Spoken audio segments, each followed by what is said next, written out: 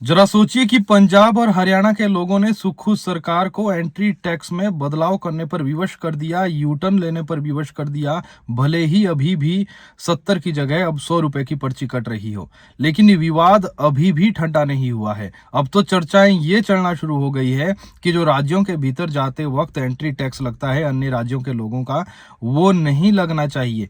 हिमाचल पंजाब सीमा पर आज भी पंजाब के लोग धरना प्रदर्शन में शामिल हुए और दिल्ली से लौटते वक्त जब विधायक डॉक्टर जनकराज वहां पहुंचे तो उन्होंने भी धरना प्रदर्शन में हिस्सा लिया और सुर से सुर मिलाते हुए कहा, इतना तक कहा कि एंट्री टैक्स जो हम दूसरे राज्य में जाने के लिए हमसे ली जाती है वो नहीं लगना चाहिए, वो टैक्स ही नहीं लगना चाहिए। और उन्होंने ये भी उदाहरण दिया कि अगर हमें अपने घर के भीतर एक कमरे से दूसरे कमरे में जाना है तो क्या हमसे टैक्स लिया जाएगा। पंजाब के लोगों ने विरोध प्रदर्शन में शामिल होते हुए क्या कुछ कहा, उनकी मांगे क्या है। वो ये कह रहे हैं कि हम अगर हिमाचल आते हैं तो कई प्रकार के टैक्स हमसे वसूले जाते हैं और ये जबरन वसूली है। और विधायक जनकराज ने क्या कहा वो भी आप सुनिए। ਸਾਡਾ ਬੱਦੀ ਧਰਨਾ ਲੱਗਾ ਸੀ, ਉਦੋਂ ਸਰਕਾਰ ਨੇ ਇਹ ਕਹਿ ਕੇ ਉਹ ਧਰਨਾ ਚੁਕਵਾਇਆ ਸੀ ਵੀ ਸਾਨੂੰ 550 ਰੁਪਈਆ ਟੈਕਸ ਤੋਂ 80000 ਟੈਕਸ ਭਰਨ ਤੋਂ ਬਾਅਦ ਫਿਰ ਵੀ ਲੈ ਰਹੇ ਆ। ਉਦੋਂ ਇਹ ਕਹਿ ਕੇ ਵੀ ਸਾਡੇ ਇੱਥੇ ਤਰਾਸਦੀ ਆਈ ਆ, ਇਸ ਕਰਕੇ ਅਸੀਂ ਸਟੇਟ ਨੂੰ ਥੋੜਾ ਜਿਹਾ ਸਟੇਬਲ ਕਰਨ ਵਾਸਤੇ ਅਸੀਂ ਇਹ ਟੈਕਸ ਲੈਣਾ ਤੁਹਾਡੇ ਤੋਂ 1 ਸਾਲ 1.5 ਸਾਲ ਲਵਾਂਗੇ, ਉਸ ਤੋਂ ਬਾਅਦ ਇਹ ਬੰਦ ਕਰ ਦਾਂਗੇ। ਉਹ ਸੈਂਟਰ ਸਰਕਾਰ ਦੇ ਨੋਟੀਫਿਕੇਸ਼ਨ ਤੋਂ ਬਾਅਦ ਵੀ ਸਟੇਟ ਸਰਕਾਰ, ਹਿਮਾਚਲ ਸਰਕਾਰ ਉਹ 550 ਰੁਪਈਆ ਅੱਜ ਤੱਕ ਟੈਕਸ ਲੈ ਰਹੀ ਹੈ। ਅਸੀਂ ਇੱਕ ਸਟੇਟ ਇੱਕ ਸੈਂਟਰ ਸਰਕਾਰ ਜਦੋਂ ਇੱਕ ਨੈਸ਼ਨਲ ਇੱਕ ਟੈਕਸ ਹੋ ਗਿਆ ਤੇ ਅਸੀਂ ਹੋਰ ਸਟੇਟ ਦਾ ਐਕਸਟਰਾ ਟੈਕਸ ਕਿਉਂ ਦਈਏ।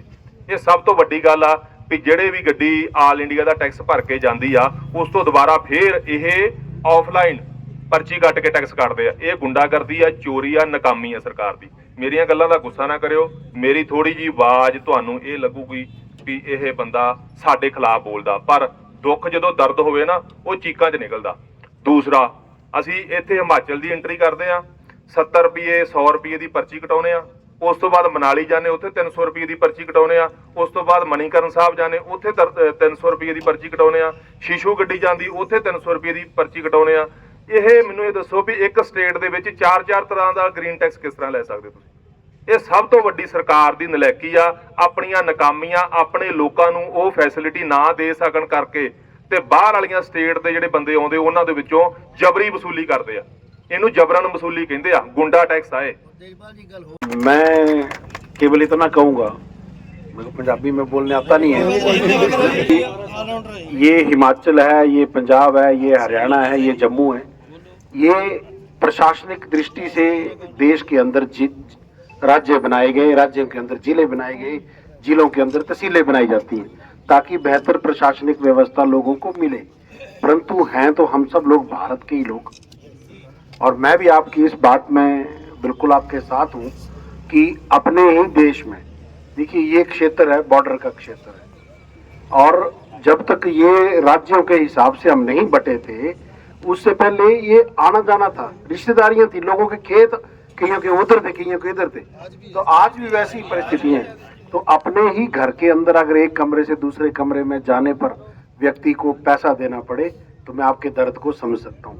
देखिए मैं अभी इतना मैं अभी शक्तिशाली नहीं हूँ कि मैं यहाँ पर कोई आपके लिए कोई ऐसी बात कह दूँ कि जो कि आपको धरने पे उठने के लिए जो लगे वो जरूरी जो आप सुनना चाहते हैं। परंतु मैं आप लोगों की आवाज़ बनकर, अभी 2-3 दिन पहले हमारा विधानसभा सत्र समाप्त हुआ है, वहाँ पर भी हमने पूरी पार्टी ने इस एंट्री टैक्स का विरोध किया है। इसके अतिरिक्त जो भी प्रधान साहब आप बता रहे हैं जिस तरीके की चीज़ें कि यहाँ पर भी टैक्स, वो पर भी टैक्स, मैंने आपको अपना नंबर दिया है तो आपसे मैं विस्तृत तौर पर भी इस बारे में बात करूँगा और आपकी आवाज़ को हिमाचल सरकार के समक्ष मौका मिलने पर जब भी विधानसभा सत्र होगा जरूर उठाऊंगा। इतनी ही बात मुझे आपसे कहनी है।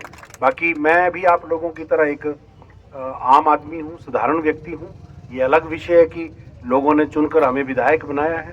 तो मेरा तो आपसे यही कहना है कि ठीक है, आपका विरोध है सरकार के निर्णय के प्रति, वो करना चाहिए, आपका लोकतांत्रिक अधिकार है।